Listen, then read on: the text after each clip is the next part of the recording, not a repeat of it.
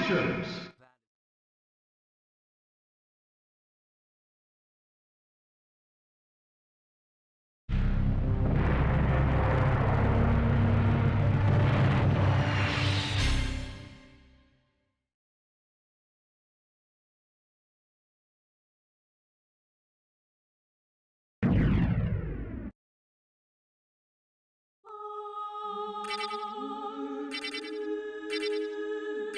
Sync, sync, sync.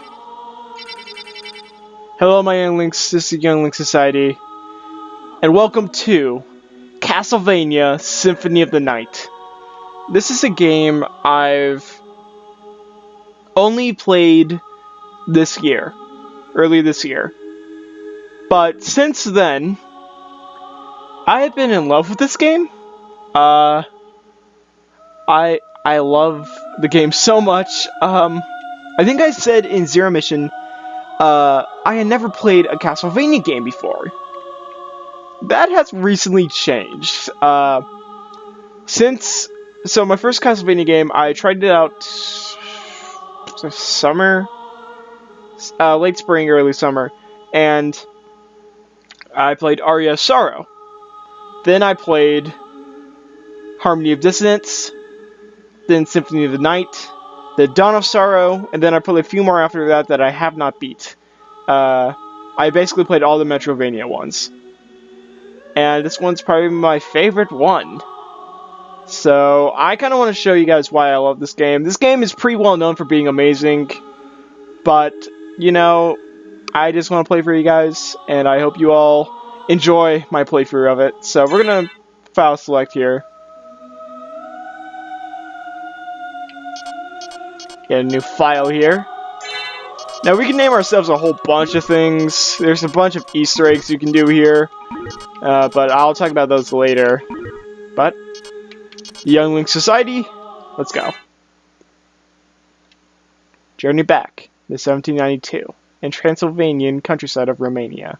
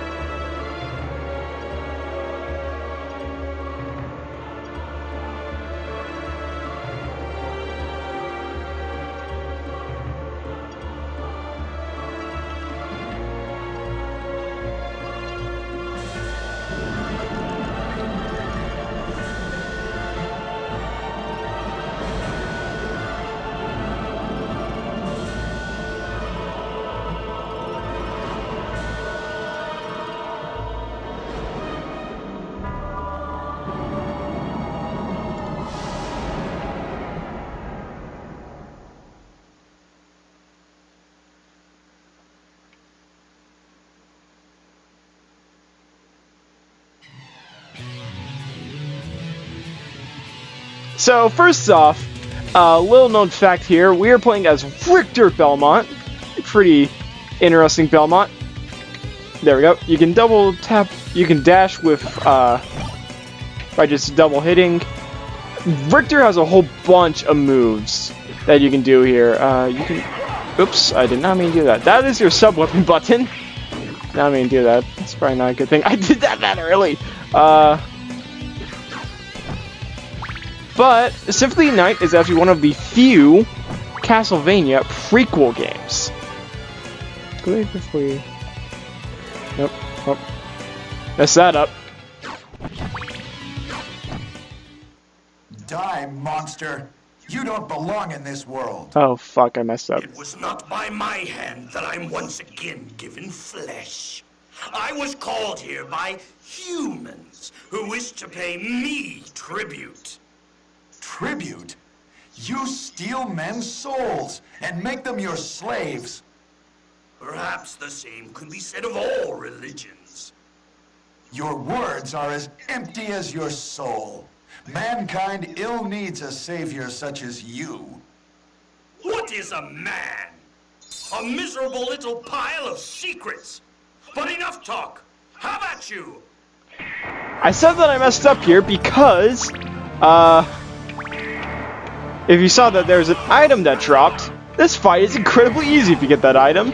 You can beat him, Dracula, here in 2 moves. If you guys don't know what Castlevania is basically the internal struggle of 2 forces, the Belmont clan and Dracula.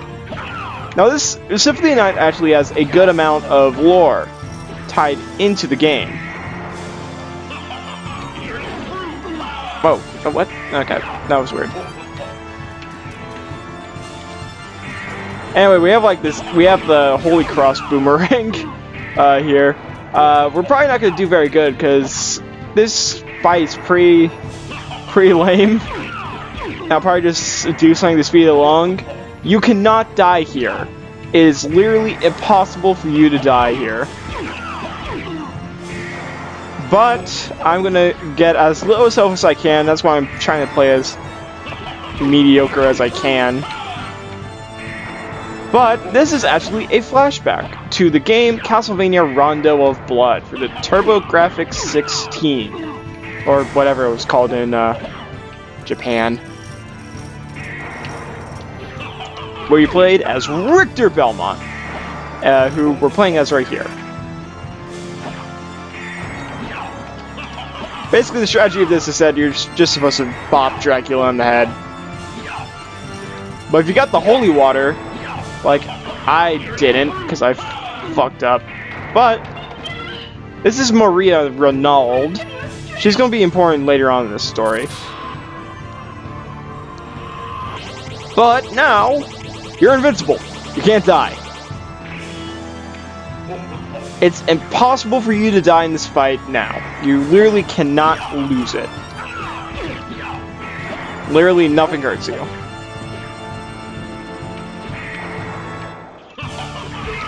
Also, I'm taking way too long on this fight. Most people are like, get on with it. Here's the second form.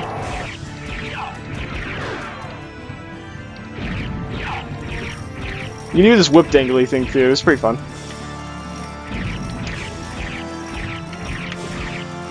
No, it cannot be!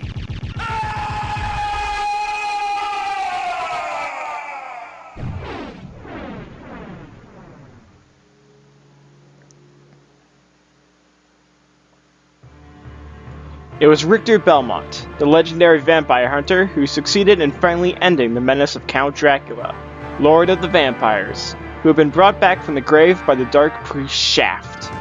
However, one night 4 years later, under the glare of a full moon, Richter mysteriously vanished. With no idea where to begin her search, Maria Renaud set out to look for him. It was that when fate intervened. Castlevania, the Castle of Dracula, which is rumored to appear once every century, suddenly materialized out of the mist, as if to show, oh my god, her the way.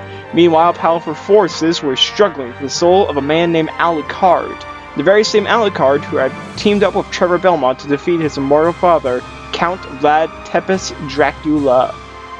Alucard, in order to purge the world of his own cursed bloodline, had submerged his vampiric powers and entered to what was supposed to be an eternal slumber. But now he is awake and aware of the evil once again at work in his homeland. The time has once again come for the forces of good and evil to engage in their ancient battle. Dracula's castle beckons for you, and no man can say who shall emerge victorious. If you don't know who Alucard is, he is the son of Dracula and first appeared in Castlevania 3 for the NES. If you want to learn more about that game, you could probably go watch Let's Play or play that game, although it's really hard, so.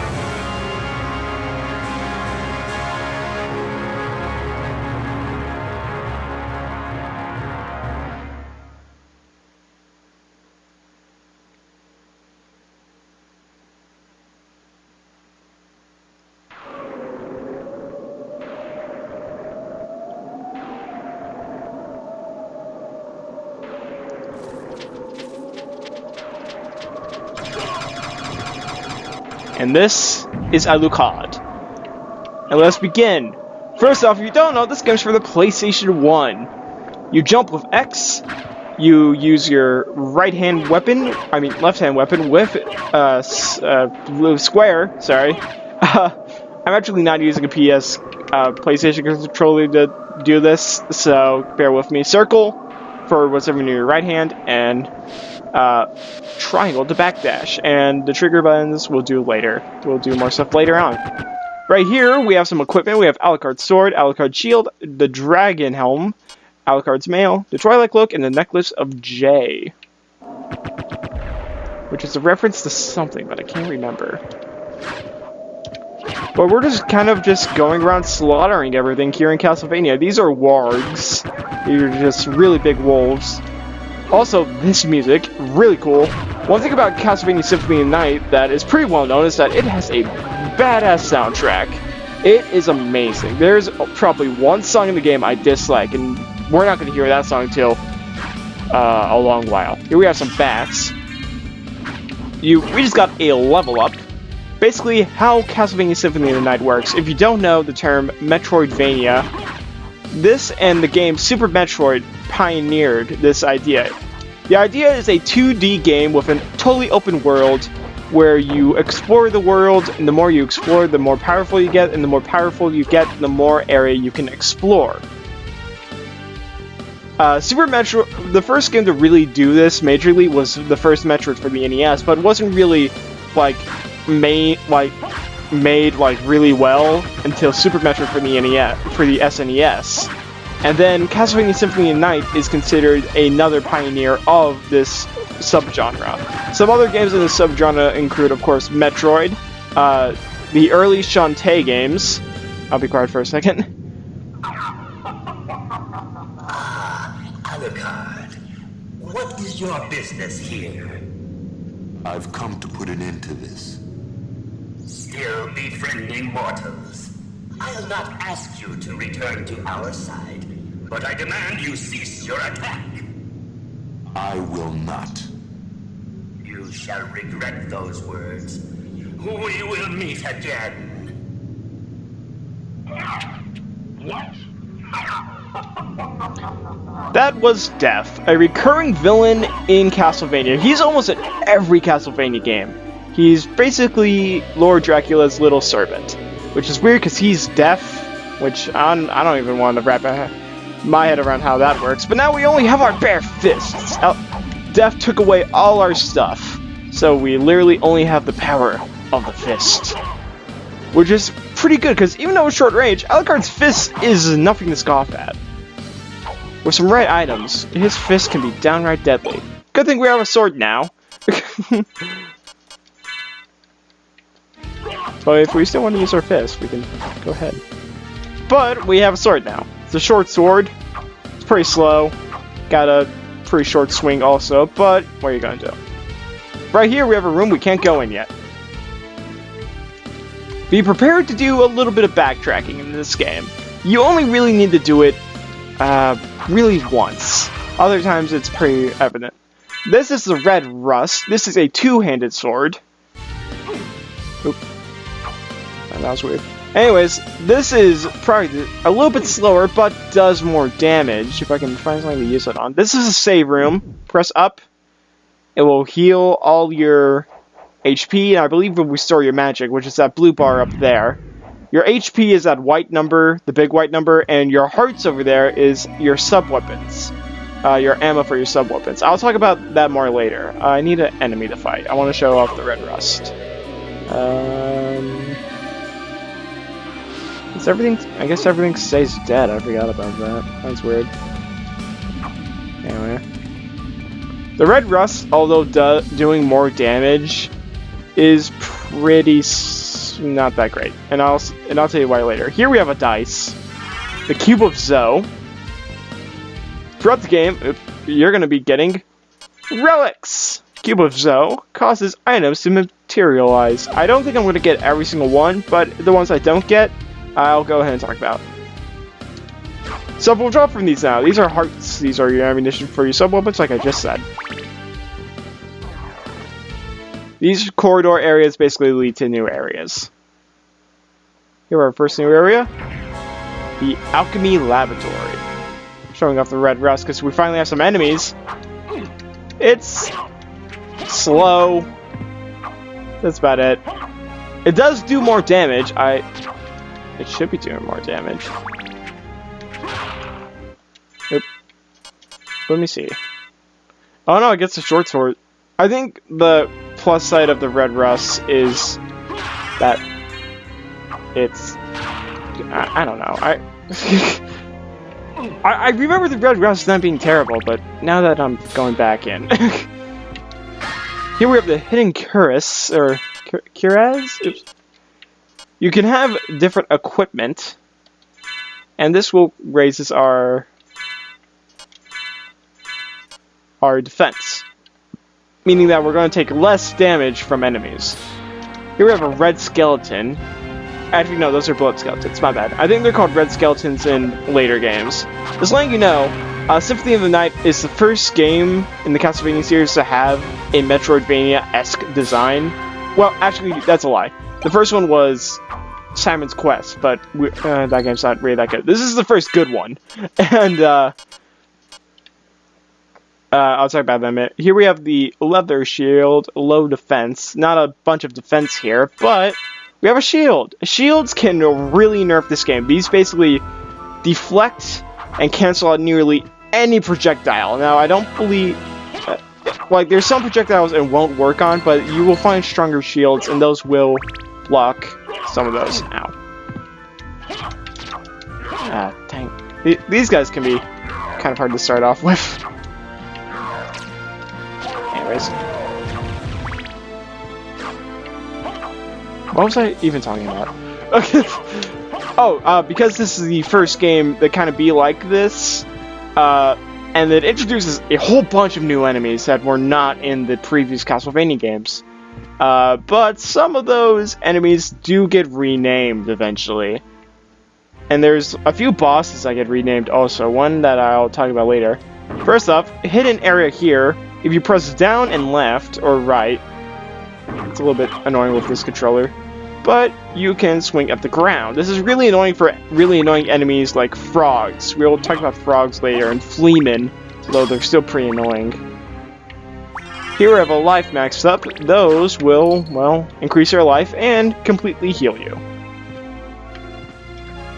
I should mention that I am not personally going for 100% here.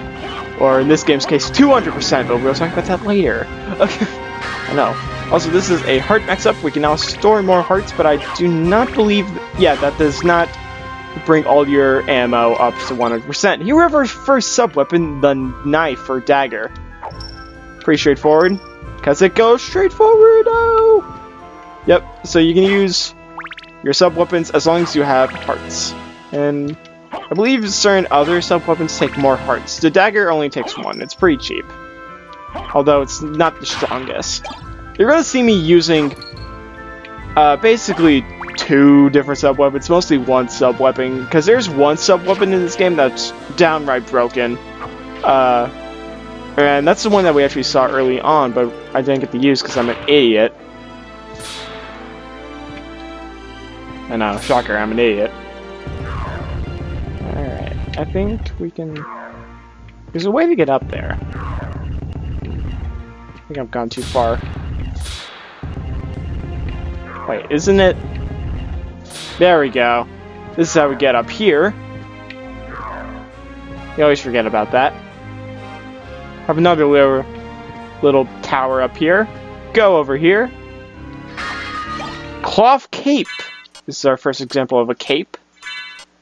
Ups your defense and con a little bit. I forget what all the individual stats do. But now we have a nice little cloth cloak. It's not as fashionable as some of the other ones we're gonna get, but it's something.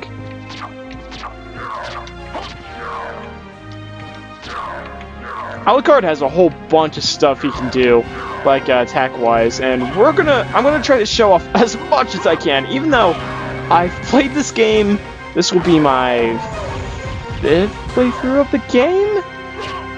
Although maybe like the 4th one I've ever actually completed. One of them's my practice file, and I'm not counting one where I showed my friend how to play the game, which you guys might see footage of later on.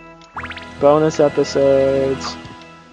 So these guys are annoying. These guys, if you hit their tears, inflict curse. Actually, I don't think it's curse. I think it's poison, which will, I believe that halves your attack.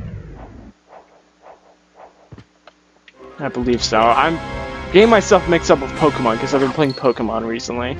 Because, you know, Pokemon month, yay! Anyways, we're climbing up this tower. We have the axe. This takes more this takes up more sub-weapon juice, but is way more effective than the dagger. So in my opinion, it's worth it. Over here, we have an area we can't go to yet. Wait, remember this for later. Or be like me and remember this too early when we're able to actually go through there, but you're not supposed to go there yet. There's a different area kind of like that. Anyways, we're actually almost at the first boss. I'm gonna wait till the next episode to take on the first boss. So, thanks for watching all my Younglings. This is the Youngling Society. I really hope you liked this first episode. I just love this game so much, and I really hope you guys enjoy this Let's Play. Anyways, thanks for watching, everyone. This has been Youngling Society. I'll see you all next time for more Castlevania Symphony of the Night.